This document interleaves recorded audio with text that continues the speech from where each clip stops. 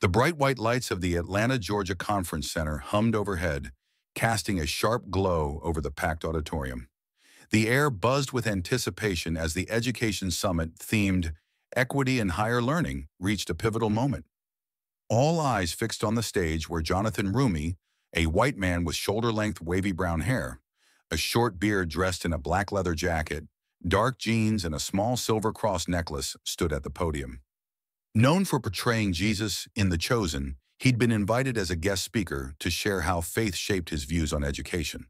But now he wasn't speaking. His gaze calm and steady locked onto the man who'd just thrown the room into silence.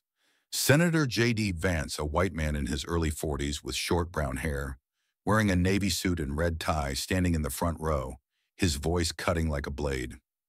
"Mr. Chairman, I propose, Mr.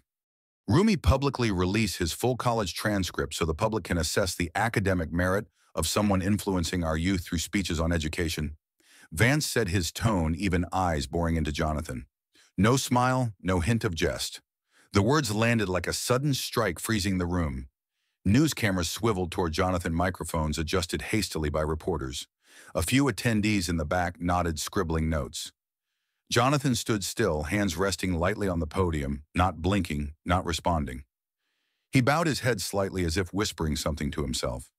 Vance pressed on, deliberate and slow, as if he'd rehearsed every syllable. "This isn't personal. I grew up poor, my qualifications questioned. If I had to prove myself, it's only fair everyone meets the same standard." His words sounded reasonable, but there was an edge, a veiled jab that stung. Some in the audience nodded, swayed by his logic. Jonathan remained unmoved. He closed his notebook on the podium, lifted his head, and met Vance's gaze. Not with anger, not with strain, but with a quiet resolve, as if he'd faced such skepticism before doubts rooted in his Catholic faith or Lebanese heritage. The room held its breath. No one interrupted. No one stepped in. A young reporter tapped her phone, searching for Jonathan's academic history. Another whispered, "Where'd he go to school?" No one knew for sure, but the atmosphere tilted toward Vance. Jonathan stood firm, hands, steady eyes, never leaving his challenger. Something in his silence wasn't defensive. It was expectant, as if he trusted a greater truth would surface, delivered by the right voice at the right moment. Outside, Atlanta's skyline glowed under a fading golden sunset. Inside, the conference was meant to be a scholarly discussion, drawing educators, students, parents, and a handful of politicians. But Jonathan Roumie's presence, alongside J.D. Vance, had turned it into a spectacle.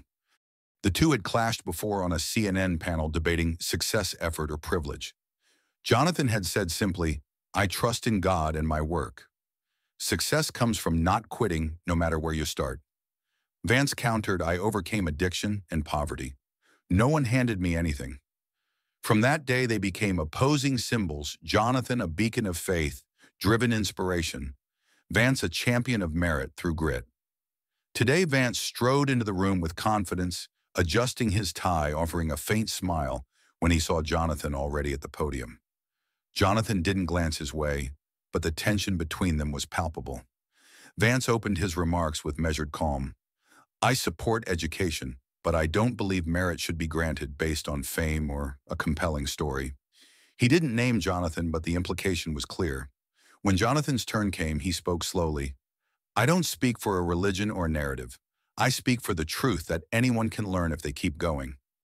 The room fell quiet, but whispers began. "What's his degree anyway?" Then Vance struck. He held up a printed sheet. "This is a post from EduLeaks where a former professor questions the authenticity of Mr. Roumie's academic record, suggesting special exceptions during his graduation." Murmurs rippled through the crowd. A panelist asked, "Is that a verified source?" Vance replied, "I'm not claiming it's definitive, but it's worth discussing, especially when we're addressing academic standards." Cameras zoomed in on Jonathan. He didn't smile, didn't rush to reply. He turned a page in his notebook, his voice clear and steady. "Senator Vance, what exactly am I proving? A grade or a lifetime?" No one laughed, but the question cut through the room's polite facade. Vance didn't retreat. "If my record was questioned, I'd share it, good or bad." Dodging a simple request often means there's something to hide. Gasps swept the audience. Some nodded, muttering, "He's got a point." Jonathan didn't respond. He looked straight at Vance, his gaze strong enough to halt the senator's next words. In that stretched silence, Jonathan's thoughts drifted to late nights of prayer, when the weight of his role in The Chosen made him question his worth. Faith had steadied him then, and it did now. He felt a quiet assurance God was in this moment. Then a chair scraped, shattering the tension. A young student about 20, black in a gray hoodie, stood, his voice shaky but firm. "If grades define ability, why do some with top degrees push unfair laws?" The room froze. Vance looked down, avoiding the student's eyes.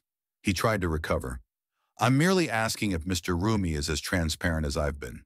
But his words lacked their earlier bite. A veteran journalist jotted in her notebook, "This isn't a conference, it's a chess match." Jonathan remained silent, his hand gripping a blue pen. He thought of the cross necklace against his chest, a reminder of the faith that had carried him through lean years, odd jobs near quitting acting. That same faith held him now, whispering patience. Then a conference staffer approached the moderator's table, whispering urgently.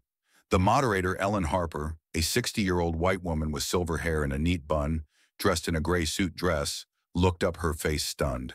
She tapped the microphone. "We've just been informed an unregistered guest wishes to speak with information relevant to Senator Vance's question." She paused, glancing at the name. "That person is Professor Edward Klein, former Dean of Law at Boston University."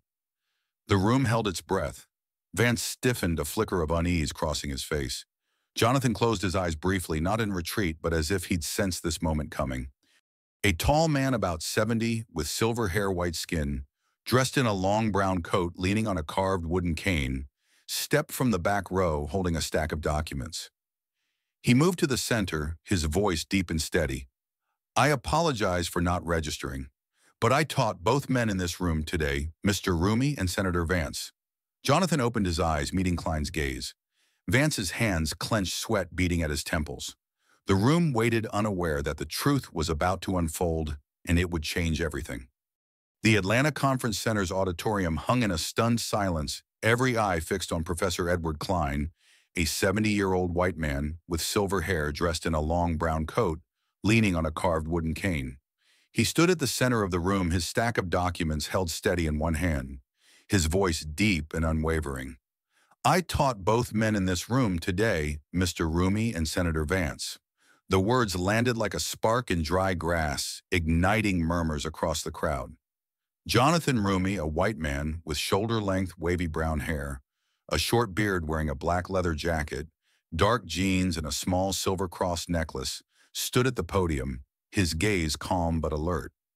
Senator J.D. Vance, a white man in his early 40s with short brown hair, dressed in a navy suit and red tie, sat in the front row. His hands clenched, a sheen of sweat on his brow. Jonathan's heart steadied as he watched Klein. Moments ago, Vance's demand for his college transcript had tilted the room against him. The senator's polished accusation, backed by a dubious EduLeaks post, stirring doubts about Jonathan's academic merit.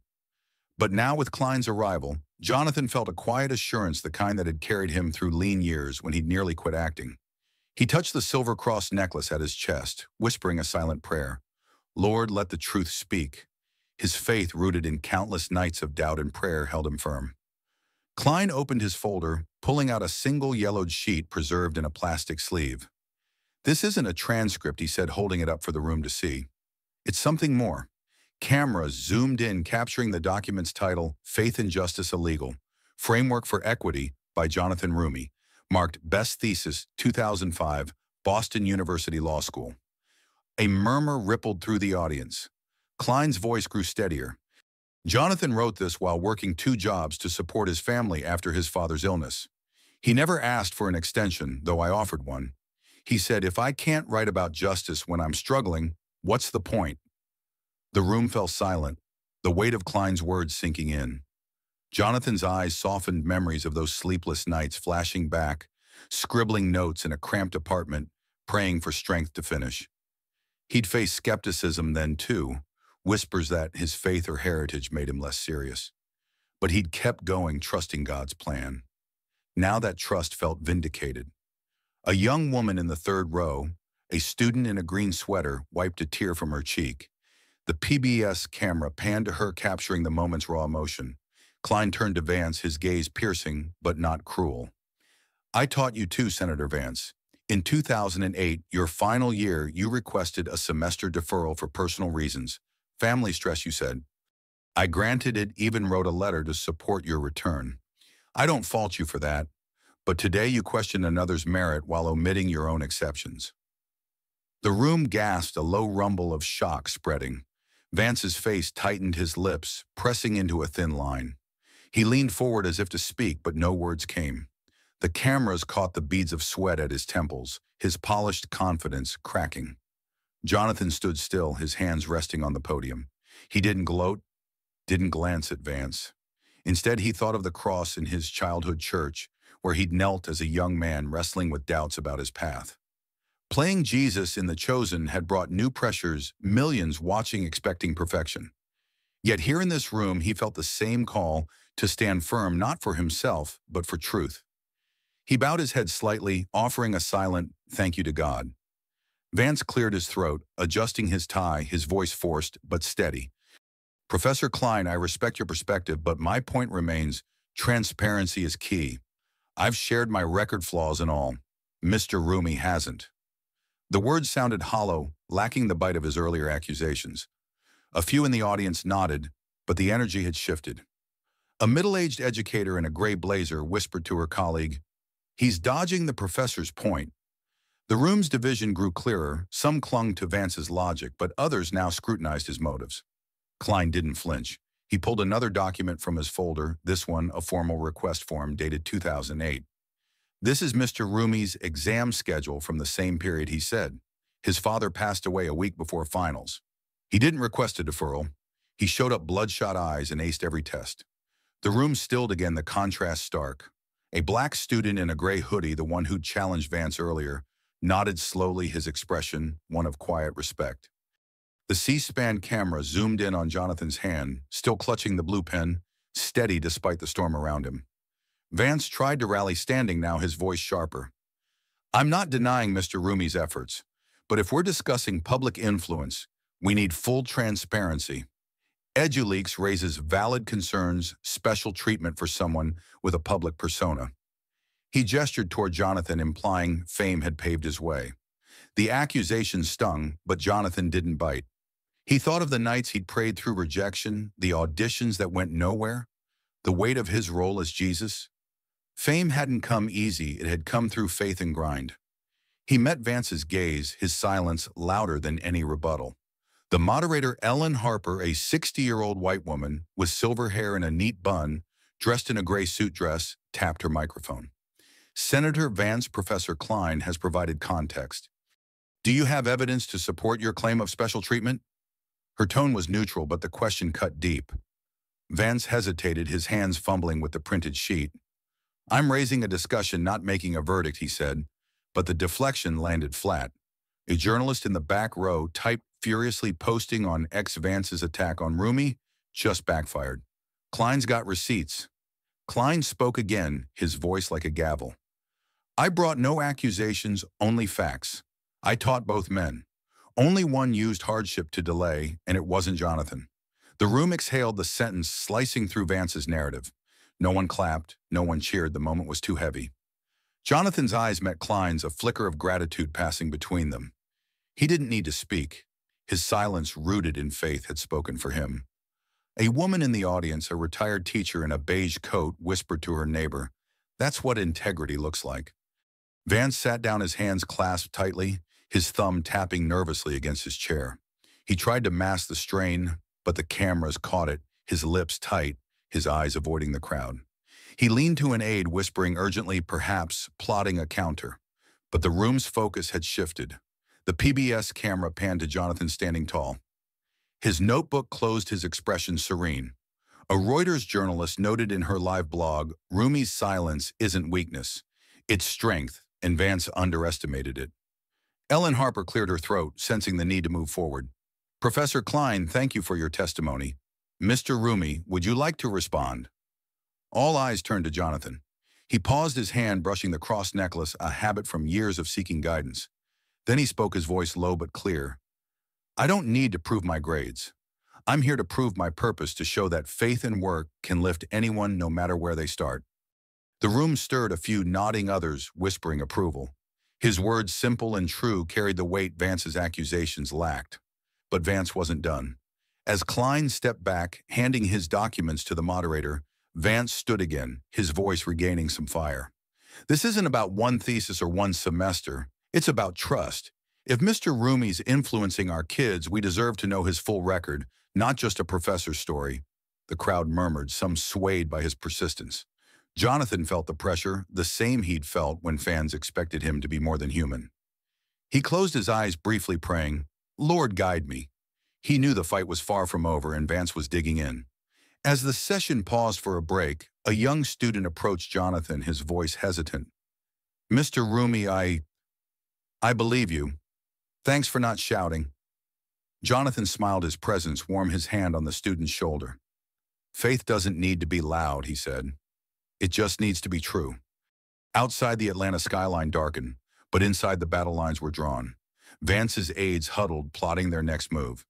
Jonathan stood alone, gazing at the stage, the cross at his chest glinting. The truth had surfaced, but the war wasn't won, not yet. The Atlanta Conference Center's auditorium buzzed with hushed conversations as the Education Summit broke for a recess. The air thick with the aftershock of Professor Edward Klein's testimony. Jonathan Roumie, a white man with shoulder-length wavy brown hair, a short beard, wearing a black leather jacket, dark jeans, and a small silver cross necklace, stepped off the stage, his notebook tucked under his arm. The room still echoed with Klein's words. Jonathan's thesis, written through personal hardship without special treatment, contrasted starkly with Senator J.D. Vance's deferral during law school. Klein, a 70-year-old white man with silver hair, dressed in a long brown coat, leaning on a carved wooden cane, had left the stage, his documents now with the moderator Ellen Harper, a 60-year-old white woman with silver hair and a neat bun, dressed in a gray suit dress. Vance, a white man in his early 40s with short brown hair, wearing a navy suit and red tie, sat in the front row, his face tight, whispering urgently to his aides. Jonathan felt the weight of the room's eyes, some supportive, others skeptical. He thought of the nights he'd knelt in prayer, wrestling with the pressure of portraying Jesus in The Chosen, feeling unworthy under the world's scrutiny. That same faith steadied him now. He slipped into a quiet corner of the lobby, bowing his head briefly. "Lord, let me serve, not just defend." His silver cross necklace glinted under the lights, a reminder of the resilience that had carried him through lean years, odd jobs, rejections, moments when he'd nearly walked away from acting. Now he was here not for fame, but for a purpose he felt God had placed before him. As attendees mingled, a young black student in a gray hoodie, about 20, approached the same one who'd challenged Vance earlier. "Mr. Roumie, I meant what I said. Grades don't make a leader. Thanks for standing up." Jonathan smiled, his presence warm, almost calming. "You stood up too," he said, resting a hand on the student's shoulder. "That's what matters." The student nodded, his eyes bright with gratitude. Jonathan's ability to listen, to meet people where they were, felt like a gift he'd honed through years of leaning on faith. It wasn't preaching, it was presence, the kind that left others feeling seen. Meanwhile, Vance huddled with his team in a side room, his voice low but sharp. "We need to shift the narrative," he said, loosening his tie. "Roumie's playing the saint card and Klein's story is sticking. Find something, anything, to question his credibility." An aide nodded, tapping on a laptop, already drafting a statement for social media. Vance's polished exterior hid a growing desperation. His attack on Jonathan's academic record had backfired, exposing his own inconsistencies. Now he needed to reclaim control, even if it meant bending the truth. Back in the lobby, Jonathan met with a group of educators and students drawn by Klein's testimony. A middle-aged white woman in a beige coat, a high school teacher named Clara, shared her story. "I've got kids who work twice as hard because they're judged before they start," she said, her voice trembling. "You remind me of them." Jonathan listened intently, his eyes kind, his silence inviting her to continue. When she finished, he spoke softly. "Those kids are why I'm here. Faith taught me to keep going, and I want them to know they can too." Clara dabbed her eyes, nodding. A young white student in a green sweater standing nearby recorded the exchange on her phone, posting it to X with the caption, This is what leadership looks like. Roumie speaks truth, but trouble was brewing. By mid-afternoon, as the conference resumed, Vance's team had seeded a new narrative online. A series of anonymous posts on EduLeaks and X claimed Jonathan had lobbied for academic favors during his law school years, citing unnamed sources. The posts spread quickly, amplified by bots and a few conservative influencers. A reporter in the press section, scrolling through her feed, whispered to a colleague, "This smells like a smear." The rumors reached the auditorium where attendees checked their phones, some murmuring doubtfully. Vance, back in his seat, adjusted his tie, a faint smirk playing on his lips as he sensed the tide shifting. Ellen Harper reconvened the session, her voice firm. "We'll continue our discussion on academic equity. Mr. Roumie, Senator Vance, any further remarks?" Jonathan stepped to the podium, aware of the whispers. He could feel the room's uncertainty, the same pressure he'd faced when critics questioned his casting as Jesus, doubting his depth because of his faith or heritage. He touched his cross necklace, grounding himself. "I don't have new documents to share," he said, his voice steady. "But I have this. I believe education isn't about grades. It's about what you do with what you learn. I'm here to lift others, not tear them down." The room stirred, some clapping, others hesitating, swayed by the online rumors. Vance stood, seizing the moment. "Mr. Roumie speaks well, but words aren't proof. New information online suggests he may have sought favors in school. I'm not accusing, just asking for clarity." He held up his phone, showing a screenshot of an EduLeaks post. The crowd murmured, tension rising. A white man in a gray blazer, an education official, leaned to his neighbor. "If there's truth to this, Roumie's in trouble." Jonathan didn't flinch. He thought of the cross in his childhood church where he'd prayed through doubt. He knew the rumors were false, but refuting them now would look defensive. He chose silence, trusting the truth would hold. Then a new voice broke the tension. Clara, the teacher in the beige coat, stood in the audience, her voice clear. "I just met Mr. Roumie. He listened to me. A nobody like I mattered. That's more than I can say for some, with perfect records." A few clapped, emboldened. The black student in the gray hoodie added, "Those posts online, they're anonymous. Where's the proof?" The room shifted, some nodding, others checking their phones, finding the posts suspiciously vague. A Reuters journalist tweeted Vance's smear campaign against Roumie is flimsy. Communities pushing back. Atlanta Summit Professor Klein, seated near the back, watched quietly, his cane resting against his chair. He'd stayed, sensing the fight wasn't over. He leaned to a young white woman beside him, a former student named Sarah in a blue dress. "They're trying to bury him," he murmured. Sarah nodded, pulling out her phone. "I was in Jonathan's class," she said. "I've got something." She began typing, contacting classmates from Boston University, gathering statements about Jonathan's work ethic. Klein smiled faintly, his silver hair catching the light. He knew the truth had allies, and they were waking up. Jonathan returned to the lobby during another break, where a small crowd gathered, students, teachers, even a janitor in a Navy uniform moved by his words. A white student in a green sweater approached, hesitant. "I posted about you online," she said. "People are sharing it. They believe you." Jonathan's eyes softened. "Thank you," he said, his voice warm. "But it's not about me. It's about what we stand for." He thought of his prayer before filming The Chosen, asking God to use him as a vessel. Now he felt that call again, not to win, but to inspire. But Vance's schemes deepened. As the session prepared to resume, an aide slipped him a note. He scanned it, his smirk returning. His team had contacted a local blogger, promising an exclusive about Jonathan's alleged academic favors, set to drop before the conference ended. The blogger, known for sensationalism, was already drafting a hit piece. Vance leaned back, confident he'd regain the upper hand. He didn't see Sarah Klein's former student sending emails to news outlets attaching testimonials from Jonathan's classmates, countering the lies. Ellen Harper tapped the microphone, calling the room to order. "We'll hear closing remarks soon. Any final contributions?" The tension was palpable. The crowd split between Jonathan's supporters and those swayed by Vance's rumors. Jonathan stood ready to speak, but his phone buzzed, a message from Sarah. "We're fighting for you. Hold on." He smiled faintly, touching his cross necklace. He didn't know what Vance had planned, but he felt God's presence guiding him through the storm.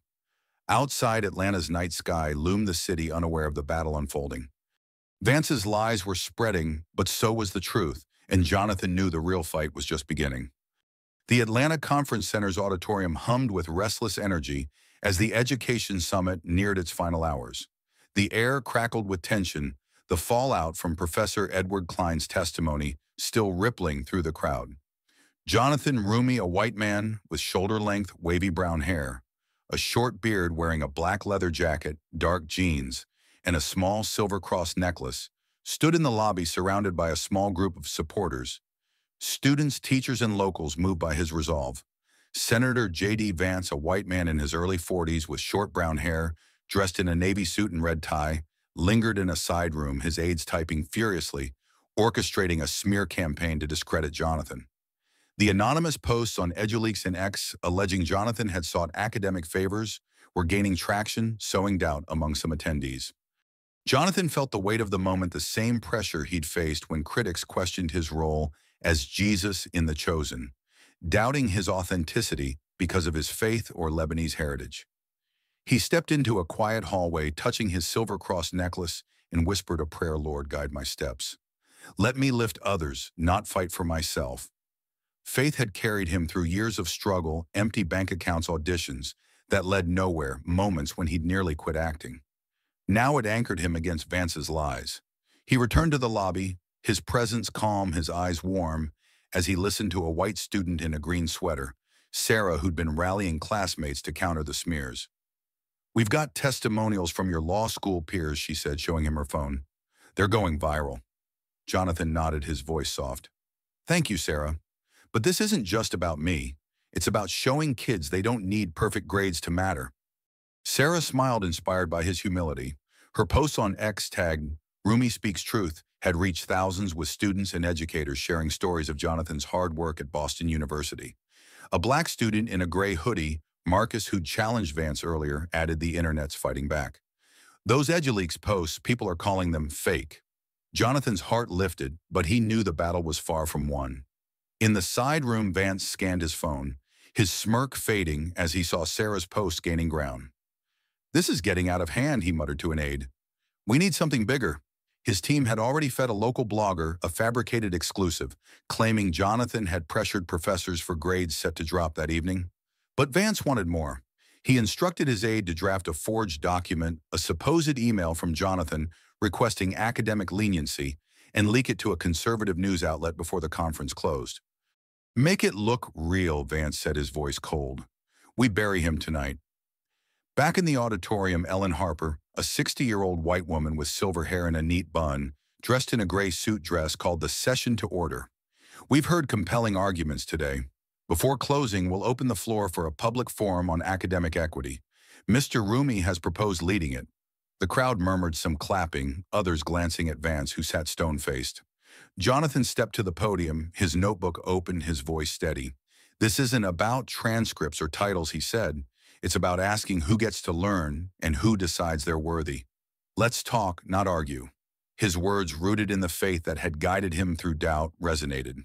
A middle-aged white woman in a beige coat, Clara, a teacher, nodded, her eyes bright with hope. The forum began with students and educators sharing stories. Marcus spoke of teachers who dismissed him because of his background, only to be proven wrong by his grit. Clara described students who thrived despite low grades, echoing Jonathan's message. The PBS camera captured the scene, broadcasting live to a growing online audience. On X, our Atlanta Summit trended with users praising Jonathan's leadership. A Reuters journalist tweeted, "Roumie's turning a smear into a movement." Vance's silence is deafening. But Vance wasn't silent for long. As the forum gained momentum, his team's forged email hit the internet, posted by a conservative outlet with the headline, "Roumie's Academic Scandal, Leaked Email Raises Questions." The document, cleverly doctored, appeared to show Jonathan begging a professor for a grade boost in 2005. The post spread like wildfire, amplified by bots and Vance's allies. In the auditorium, attendees checked their phones, whispers spreading. A white man in a gray blazer, an education official, frowned at his screen. "If this email's real, Roumie's done," he muttered. Jonathan sensed the shift, his eyes scanning the crowd. He'd faced lies before, rumors about his casting doubts about his faith. He touched his cross necklace, praying silently, "Lord, let the truth hold." He didn't address the email, instead inviting more voices to the forum. Sarah stood, her voice clear. I was at Boston U with Jonathan. He studied harder than anyone. These leaks are lies, and we've got proof. She held up her phone, showing classmate testimonials. The crowd stirred, some clapping, others hesitant, torn by the email's claims. Professor Klein, a 70-year-old white man with silver hair, dressed in a long brown coat, leaning on a carved wooden cane, watched from the back, his expression grim.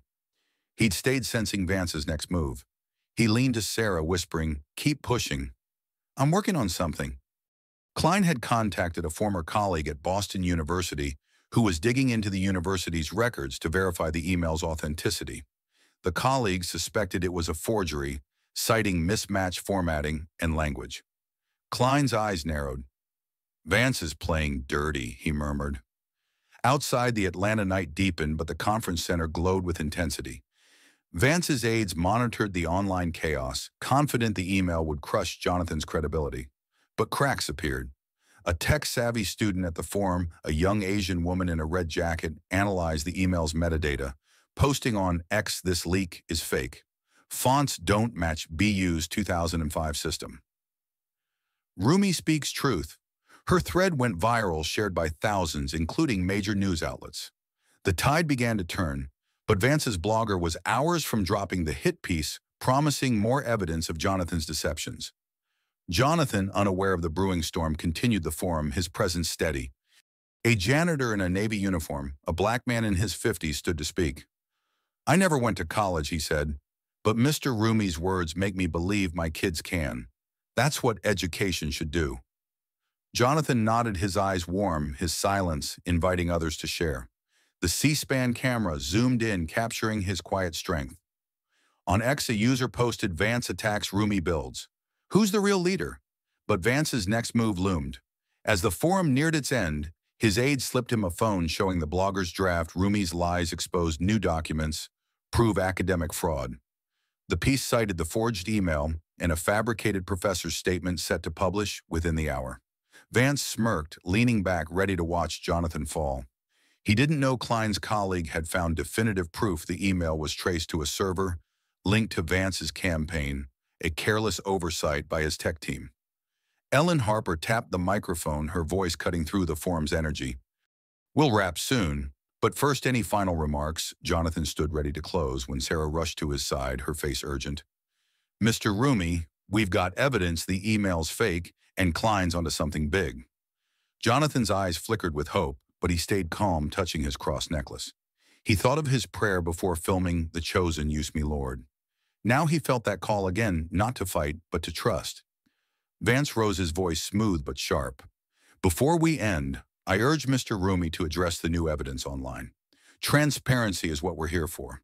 The crowd tensed, some booing, others murmuring. Jonathan met Vance's gaze, his silence a shield. He knew the truth was close, but Vance's lies were closer, threatening to drown it. As the forum paused, a PBS camera panned to Klein, standing now, his cane steady, his eyes locked on Vance. The room didn't know it yet, but the truth was about to break, and it would cost Vance everything. The Atlanta Conference Center's auditorium pulsed with anticipation as the Education Summit's open forum, led by Jonathan Roumie, reached its crescendo. The room was a mosaic of faces, students, educators, locals, all united by a shared belief in fairness, sparked by Jonathan's quiet resolve. Jonathan Roumie, a white man with shoulder-length, wavy brown hair, a short beard, wearing a black suit jacket, dark jeans, and a small silver cross necklace, stood at the podium, his presence steady despite the storm raging online. Senator J.D. Vance, a white man in his early 40s with short brown hair, dressed in a navy suit and red tie, sat in the front row, his smirk barely masking the tension in his clenched hands.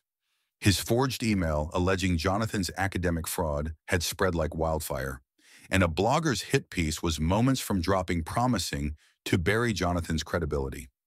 Jonathan felt the crowd's unease, their phones buzzing with the latest smears. He thought of the nights he'd prayed through doubt when the weight of playing Jesus in The Chosen made him question his worth. Faith had held him then, and it did now. He touched his silver cross necklace, whispering, "Lord, let your truth shine." His eyes scanned the room, landing on Sarah, a young white woman in a green sweater, who nodded encouragingly. Her viral posts tagged Roumie Speaks. Truth had rallied thousands countering Vance's lies with testimonials from Jonathan's law school peers. Marcus, a 20-year-old black student in a gray hoodie, stood nearby, his stance bold, ready to defend the forum. Vance leaned to an aide checking his phone. The blogger's piece, Roumie's Lies Exposed, was live, citing the forged email in a fabricated professor's statement. Vance's eyes glinted, confident the narrative would shift. He didn't know Professor Edward Klein, a 70-year-old white man with silver hair dressed in a long brown coat leaning on a carved wooden cane, had uncovered damning evidence. Klein's colleague at Boston University had traced the email to a server linked to Vance's campaign, a sloppy mistake by his tech team. Klein sat at the back, his documents ready, waiting for the right moment. Ellen Harper, a 60-year-old white woman with silver hair in a neat bun, dressed in a gray suit, tapped the microphone. "We'll close the forum soon. Any final contributions?" The crowd tensed, sensing the stakes. Jonathan stepped forward, his voice clear. "This forum isn't about me. It's about you students, teachers, dreamers. Faith in work can lift anyone, no matter their start. Let's keep asking who gets to learn and why." His words, rooted in the humility he'd learned through prayer, drew cheers. Clara, a middle-aged white woman in a beige coat, clapped fiercely, her eyes wet with pride. But Vance seized the moment, standing, his voice sharp. "Mr. Roumie's inspiring but new evidence demands answers. Leaked documents prove he sought academic favors. Transparency matters." He held up his phone, showing the blogger's article. The crowd murmured, some booing, others checking their screens. A white man in a gray blazer, an education official, frowned, swayed by the headline. Jonathan met Vance's gaze, his silence a shield. He thought of his childhood church, where he'd prayed through rejection. He trusted the truth, even as lies closed in. Then Sarah rushed to the stage, her face urgent. "It's fake," she shouted, holding her phone. "The email's a forgery traced to Vance's campaign." The room gasped, heads turning to Vance. A young Asian woman in a red jacket, a tech-savvy student, stood amplifying Sarah's claim. "I analyzed the metadata," she said. "The font's the server. It's all wrong. Vance's team made it." Her X-thread posted minutes ago was exploding, shared by thousands, including CNN and Reuters. The PBS camera zoomed in, broadcasting live. Klein rose his cane, steady, his voice cutting through the chaos. "I have proof," he said, holding a folder. He approached the podium, handing documents to Harper. Boston University's records confirmed the email as a fabrication created on a server tied to Senator Vance's campaign. "I also have statements from Jonathan's professors praising his integrity." The room erupted, cheers mixing with angry murmurs. Vance's face paled, his hands trembling as he gripped his chair. The C-SPAN camera caught his sweat-slicked brow, his smirk gone. Harper skimmed the documents, her expression stern. "Senator Vance, these are serious allegations. Care to respond?" Vance stood, his voice faltering. "This is a misunderstanding. I wasn't aware of any forgery." The crowd booed, drowning him out. Marcus shouted, "You lied to tear him down." Clara added, "You don't care about truth." The forum, meant to discuss equity, had become a reckoning. On X, there was sheer Vance lies trended, with users sharing Klein's evidence in Sarah's thread. A Reuters journalist tweeted Vance's smear campaign collapses. Roumie's vindicated. Cheers, Atlanta Summit. Then a new voice joined the fray. A white man in his 50s, a former classmate of Jonathan's, stood wearing a blue blazer. "I studied with Jonathan," he said. "He helped me pass constitutional law when I was failing, even while working nights. He never asked for favors." The crowd cheered, phones recording. The man's story hit X, shared by thousands, tagged Waniyana Roumie Speaks Truth. Vance sank into his seat, his aides scrambling, unable to contain the fallout. The blogger's hit piece, now exposed as a fraud, backfired spectacularly. The outlet retracted it, citing unverified sources, but the damage to Vance was done. Within hours, news outlets reported his campaign's role in the forgery, uncovering more emails showing Vance had bribed a local official to push anti-equity education policies. The revelations sparked lawsuits, with watchdog groups filing charges for ethics violations. Vance's donors pulled funding, his allies distanced themselves, and his Senate office faced a formal investigation. His reputation shattered, his career in tatters, a punishment as swift as it was severe. On X, a user summed it up: Vance tried to bury Roumie. The truth buried him instead. As the forum closed, Jonathan stood at the podium, the crowd on its feet. "Thank you," he said, his voice warm. "Not for defending me, but for defending what's right. Faith doesn't shout, it shows up." He touched his cross necklace, his heart full. He thought of his prayers before filming The Chosen, asking to be a vessel. Now he'd been one, not just for himself, but for a community. Harper announced the forum's success, pledging to host more inspired by Jonathan's vision. Klein approached his cane, tapping his eyes kind. "You didn't need me," he said, "but I'm glad I came." Jonathan smiled, shaking his hand. "You answered a prayer." Outside, Atlanta's skyline sparkled under the stars. The conference center emptied, but the story didn't. Sarah's posts hit millions of views, sparking a movement. Universities launched open forums on equity, students questioned grading biases, and educators cited Jonathan's humility. A TikTok clip of his final words, "Faith doesn't shout," went viral with 5 million views in a day. Jonathan posted one tweet: "Truth doesn't need a stage. It needs a heart." It was shared 2 million times, no hashtags, just raw impact. The next morning, Jonathan stood outside the center, gazing at the city. Clara approached, her beige coat flapping in the breeze. "You changed things," she said. "My students are talking about purpose, not grades." Jonathan smiled, his cross necklace glinting. "That's God's work, not mine," he said. He thought of his father's illness, the nights he'd prayed through despair. Those struggles had led him here to a moment bigger than himself. Inside, Marcus and Sarah planned a student-led summit inspired by Jonathan. Klein, packing his documents, smiled at their energy. The janitor in the Navy uniform swept the auditorium, humming his kids, now dreaming of college. Vance's office stayed silent, his press team dodging calls. A CNN headline read, "Vance's fall lies undo a senator." The Atlantic named Jonathan's silence the moment of the year, writing, "He didn't fight. He stood and the truth fought for him." Jonathan walked to his car, pausing to pray, "Thank you, Lord, for using me." The cross at his chest felt light, his purpose clear. Atlanta moved on, but the story didn't. Across the country, students pinned photos of Jonathan at the podium, a quiet man who'd shown that faith and truth could change a room, a city, a nation. Vance's lies were forgotten, but Jonathan's legacy, built on heart, not headlines, would endure.